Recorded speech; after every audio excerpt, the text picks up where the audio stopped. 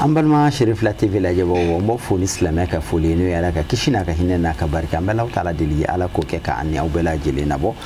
aw bismillah ko jem kan mandi hukmu kon nala no dine baro mi jem kan hina be wuli ka se ankara mo mahani ka ankara mo bismillah wala saka baro ke ni uye dine kuna fununa bi anni so diali be ka ankara mo bismillah kenen kon nala no ayre tokma a Sheikh Ousmane Traoré Ousmane Traoré ay aka kalon damne en fait Bamako ya ayre ka chakoroba kono abora doni dude kono ay kalan damne chakoroba ayre bolo du kono no ya Sheikh Mohamed Traoré ambe Allah taala de ala ka shijani kena kalfa anni ala abi bololi abi ka wala ndaw di islamoma halibi o ko fa ay madrasa ke ina fo islam de chama be adam ne chugumna ay ka kalan damne madrasatu hizbullah la no ye ankarmo alama hinena Sheikh Ousmane Kalafo Haidara o ka madrasa sui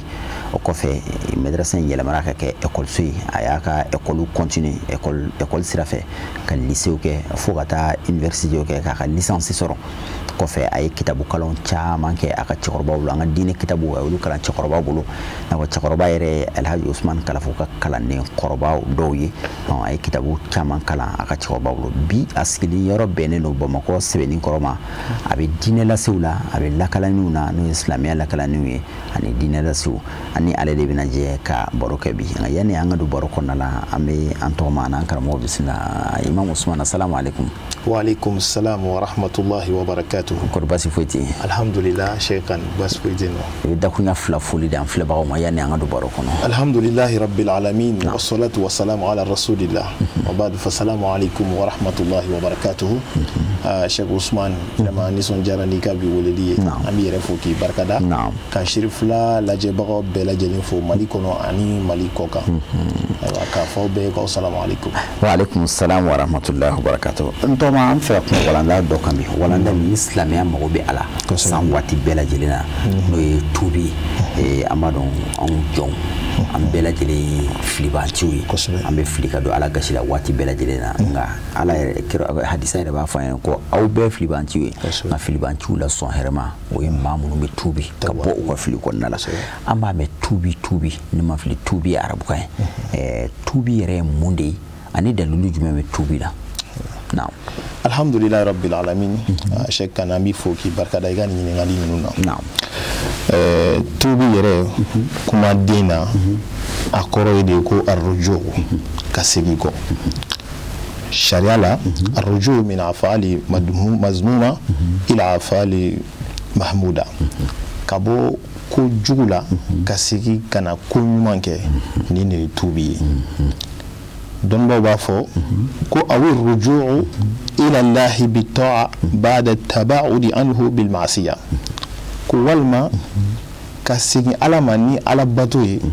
kuma mina yoro jara kabo alala ni ala kutai ni ne tubi definition yi aywa dakur nya kelina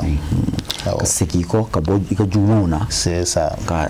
yere soro man konnala o de tubi ni tubi dalilu jumu tubi la qur'an na hadisa la bo tubi yere folo yana nga se dalilu ma place mala dine kono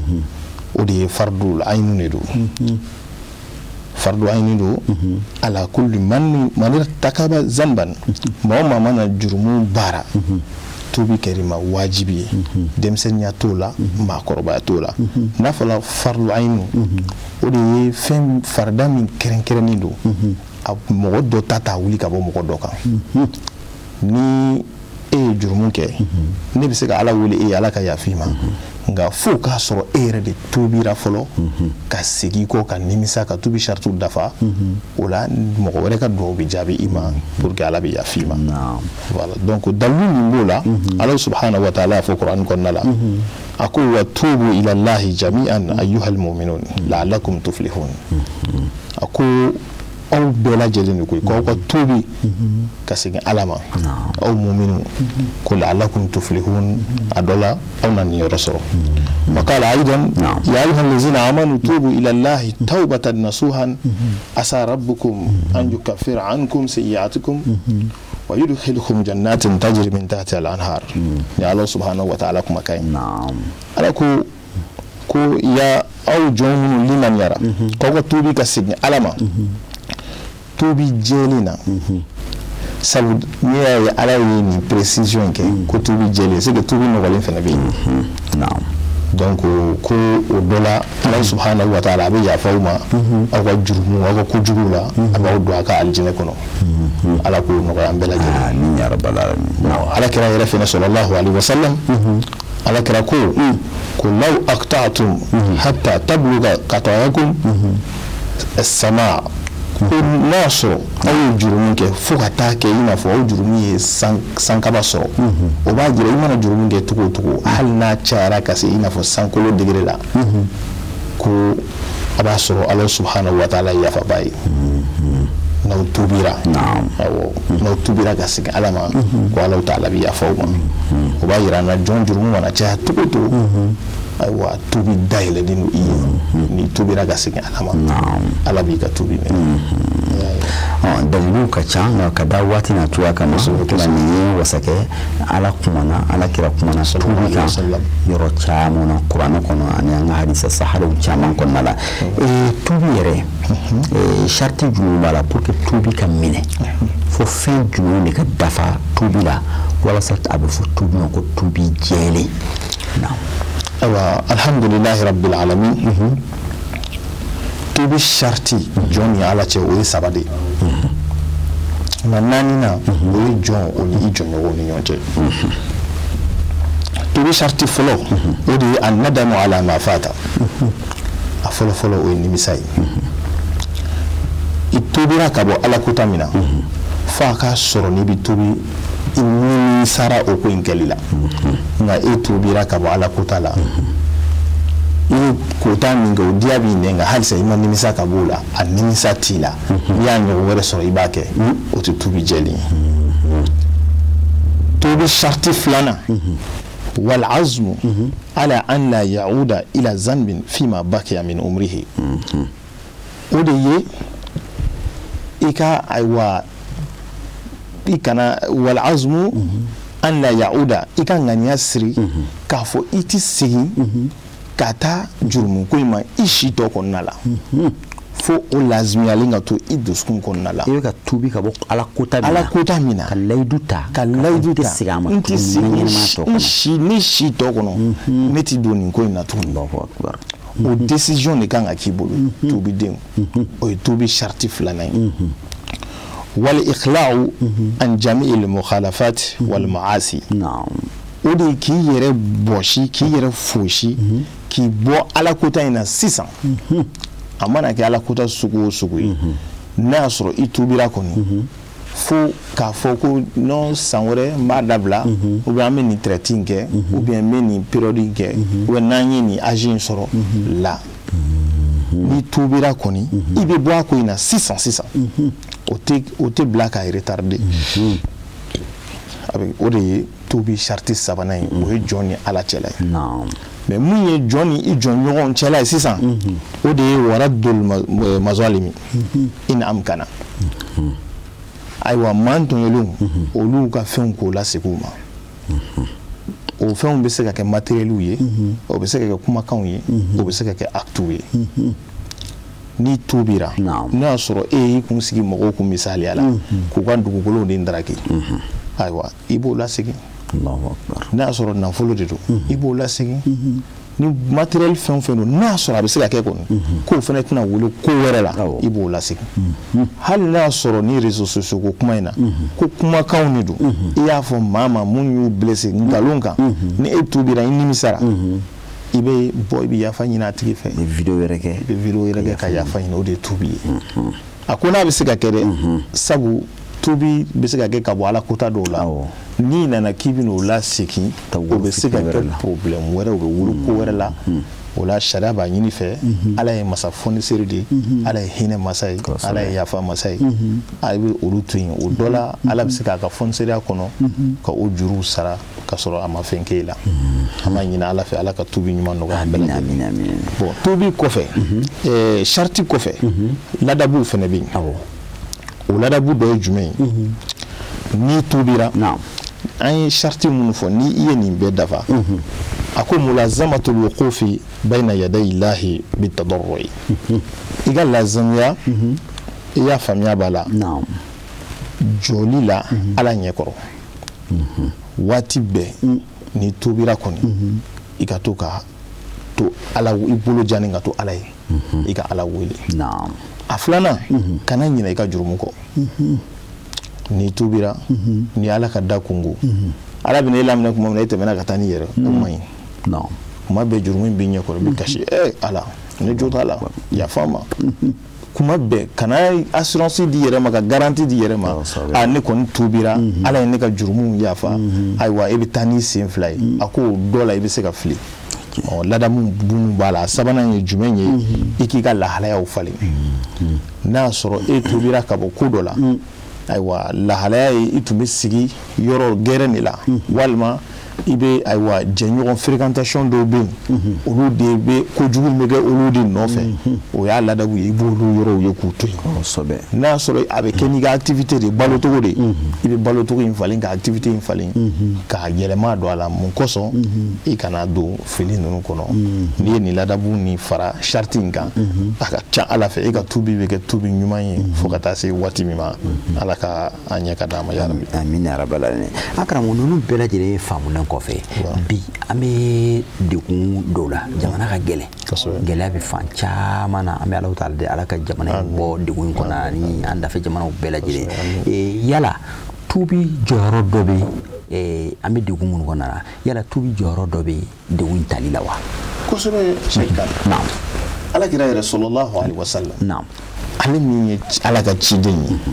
ale min ye danfɛn kanunen danfɛn tanunen don jurumun t'a la a y'a fɔ sahabaw ye ko ale ala kira yɛrɛ bɛ tubi don o don siɲɛ 100 o bɛ mun jira an na silamɛ ɲuman yɛrɛ taalan kan ka kɛ tubi ye waati bɛɛ parce que adamaden ni jurumu tɛ taa anw bɛ waati gɛlɛn na an ka jamana kɔnɔ a ka kan nin waati in na karamɔgɔw ni kalandenw setigiw ni fantanw fangatigiw ni i y'a faamuya b'a la jamanadenw bɛɛ lajɛlen ka tubi an yɛrɛw ni ɲɔgɔn cɛ fɔlɔ an ka yafa ɲɔgɔn ma an yɛrɛw ni ala cɛ an ka yafa ɲini ala fɛ sabu ala b'a ka jɔnw lajarabi tiɲɛ don Mali mɔgɔ mɔgɔ mana wuli Mali silamɛ jamanaba de jamana caman ka silamɛya bɔra Mali fɛ yen ayi mais ala bɛ silamɛ ɲumanw lajarabi o an ye lajarabi waati kɔnɔ tubi jɔyɔrɔba b'a la an ka tubi an ka segin an kɔ an ka yafa ɲini ala fɛ an yɛrɛw ka yafa ɲɔgɔn ma mun kosɔn an ka jamana an bɛ se k'an ka laɲini sɔrɔ an b'a ɲini Alahu subhanahu wa ta'ala fɛ ya rabbi ala ka hinɛ an na ala ka yafa an ma ala k'an ka jamana kolo suma ala k'an ka jamana kolo suma ala ka hɛrɛ don an ka jamana kɔnɔ ala ka bɛn don an ka jamana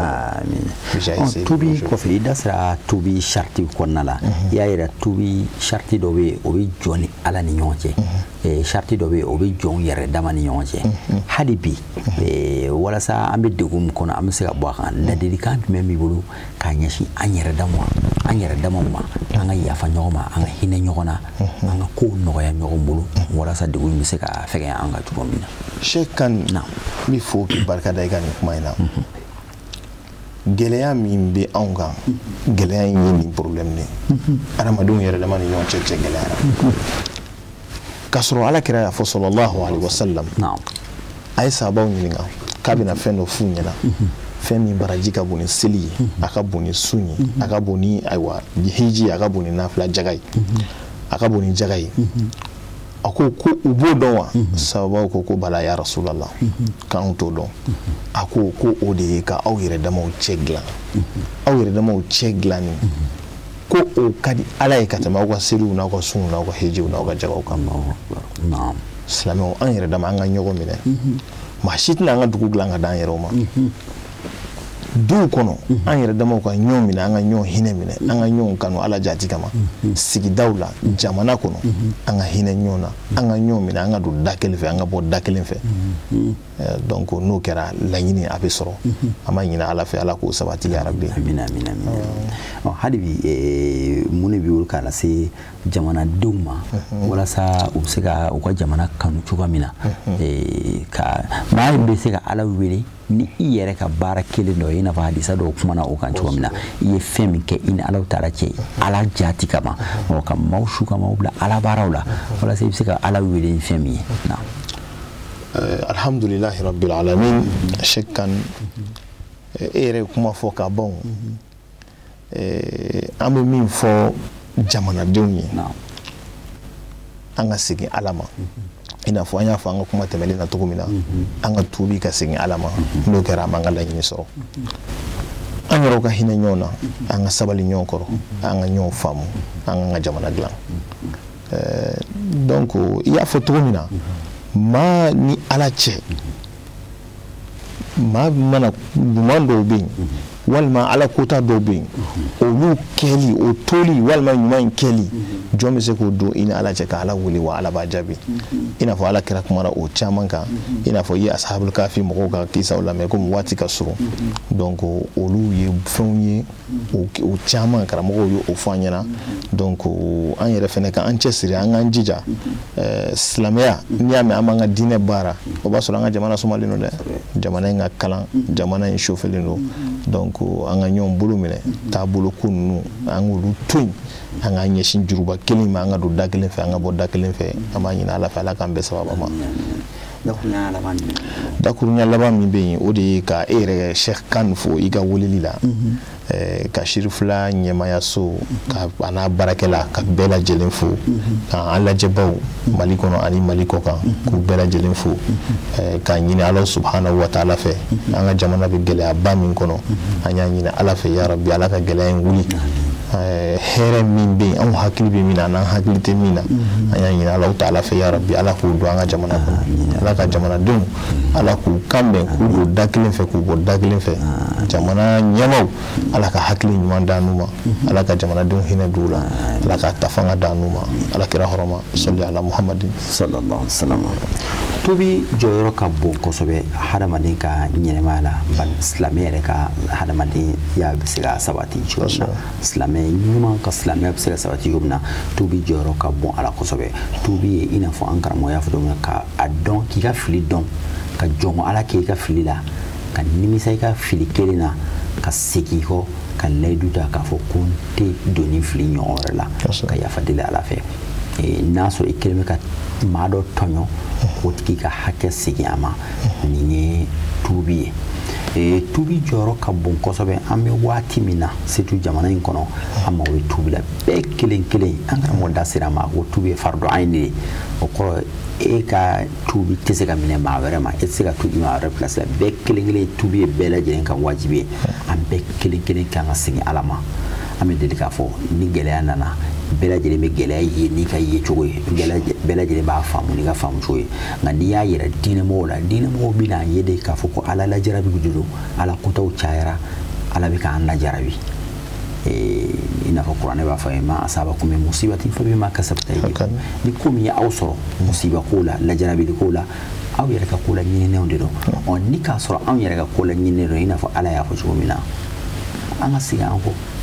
anw tɔɲɔli anw sɛgɛnni anw degunni a nafa foyi tɛ Ala kan Ala tɛ anw dan k'an kɛ alakira manto ye k'an kanu ka tila ka tɔɔrɔ sigi an kan tuguni nka n'an yɛrɛ tɔɔrɔ la ɲini an yɛrɛ ye la yughayyiru Allahu ma bi qawmin hatta yughayyiru ma bi anfusihim maa yɛrɛ fana tɛ se ka Ala tɛ manto si ka lahalaya falen fo aw yɛrɛ ka lahalayaw ka falen an bɛɛ kelen kelen an ka segin an kɔ an ka tuubi an ye Ala kota minnu kɛ an ni Ala ni ɲɔgɔn cɛ an ka tuubi ka bɔ o la an ka yafa ɲini Ala fɛ an yɛrɛ dama ye ɲɔgɔn tɔɲɔli minnu kɛ an ka yafa ɲini ɲɔgɔn fɛ an ka ɲɔgɔn ka hakɛw lasegin o dafalen kɔfɛ degun walasa k'a tɛmɛ an ka nɔgɔya la an ka hinɛ ɲɔgɔn na an ka yafa ɲɔgɔn ma hinɛ ɲɔgɔn na min Ala ye se dɔɔni kɛ Ala ye nɔgɔya dɔ kɛ e fana k'a nɔgɔya maa dɔ ma gɛlɛya min bɛ yen nin waati la e ye fɛn dɔ sɔrɔ hakɛ dɔ la dɔw mago b'a la a ye fɛɛrɛ kɛ i k'a lase a tigi ma nɔgɔya la nka ka taa fɛn dɔ ta da dɔ la ka degun bɛ yen waati min na ka fɛn d'a kan gɛlɛya bolo ma jago dagalen don tɔnɔ ɲini dagalen don nka ka gɛlɛya ɲini k'a lase hadamadenw ma o haramuyalen don i bɛ nafolo sɔrɔ a la Ala tɛ barika don a la n'i ma kɔlɔsi a nafolo in lahara yɛrɛ tɛ dɛ ala b'a nafolo kɛ i ma tɔɔrɔ ye diɲɛ kɔnɔ yan nɔ ka taa fɛn dɔ san 250 ka taa feere 800 ka taa feere 1000 gɛlɛya do waatiw fana bɛ yen nɔ hadamadenw mago b'a la u ti ɲɛ a kɔ gɛlɛya waatiw la o ye fɛn min ni hadamaden ɲuman yɛrɛ man ka kɛ hadamaden ɲuman kɛ ala kira ko de ko irhamu man fil ard yarhamkum man fis sama aw minnu bɛ dugukolo kan a ye hinɛ ɲɔgɔn na ni aw yɛrɛ hinɛra ɲɔgɔn na ala b'a ka hinɛ jigin aw bɛɛ lajɛlen kan ala bɛ hinɛ aw bɛɛ la nka ni e y'a sɔrɔ bi nɔgɔya la k'a feere dɔ ma gɛlɛya la bi a bɛ e bolo sini ala bɛ se k'e fana dulon o la de e mago bɛ jɔ fɛn dɔ la o bolo ka sɔrɔ a tɛ sɔrɔ yɔrɔ si ni o tɛ e tun ye feere kɛ min ma kunun gɛlɛya la ala bɛ se k'i mago dulon a tigi la sini i bɛ se ka bana gɛlɛn dɔ sɔrɔ a fura b'ale dɔrɔn de wala i ka mɔgɔ dɔ bɛ se ka bana gɛlɛn sɔrɔ a fura b'ale dɔrɔn de bolo n'a fana k'i ma k'a b'a gɛlɛya i bolo o don a tɛ nɔgɔya an ka hinɛ ɲɔgɔn na an ka hinɛ ɲɔgɔn na an ka hinɛ jamana in na n'o kɛra gɛlɛya mun bɛ yen nɔ a bɛ fɛgɛya an bɛɛ lajɛlen kan an bɛ an karamɔgɔ fo k'a wale ɲuman dɔn a ka nin walanda nafama in dili la ka dugawu kɛ a ye ka dugawu ɲini a fɛ an ka cɛkɔrɔba Sheikh Muhammad Traore an bɛ a fo ka dugawu kɛ a ye sijan ni kɛnɛ ni labanko ɲuman ala ka o kalifa an ni ala k'a mɛn an kɔrɔ ala k'a mɛn ka silamɛdenw nafa ala ye dɔnni min kalifa la n'a bɛ ka silamɛya ni silamɛdenw nafa ni a ye an bɛ Alahu taala deli ala k'a mɛn ka silamɛw nafa ka segin k'aw yɛrɛ fana fo ka aw wale ɲuman dɔn ka duwawu k'aw ye ka duwawu ɲini aw fɛ aw minnu ni aw tɛ segin aw tɛ ɲina ni diinɛ baro tɛ fɔ kɔ jamana in kɔnɔ ani jamana in kɔ kan an bɛ Alahu taala deli ala ka jɛmukan nataw yira an ni aw bɛɛ lajɛlen na wa akhiru da'wana alhamdulillahi rabbil alamin wassalamu alaikum wa rahmatullahi ta'ala wa barakatuhu.